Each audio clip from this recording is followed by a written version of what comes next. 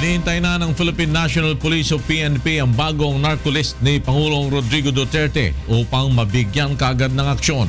Mula sa Kamkrame, may report si Lea Ilagan live. Go ahead, Lea. Magandang tanghali sa floor. Agad niyang kikilos ang pambansang pulisya laban sa 5,000 panibagong narco-list ni Pangulong Rodrigo Duterte kapag ibinigay na sa kanila ang kopya nito.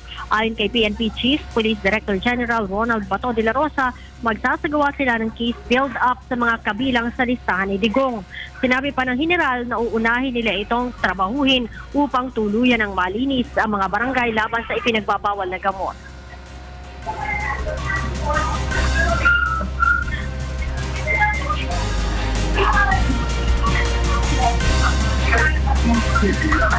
Hindi rin ani ay sasailalim sa Oplan Tukhang ang mga ito dahil para lamang sa ordinaryong user at street level ang naturang programa na taliwas sa mga opisyalis ng pamahalaan na ibinibilang na nila sa high-value target. Balik sa iyong floor. Maraming salamat sa iyo, Lea Ilagan, nagulat mula sa Kamkrame.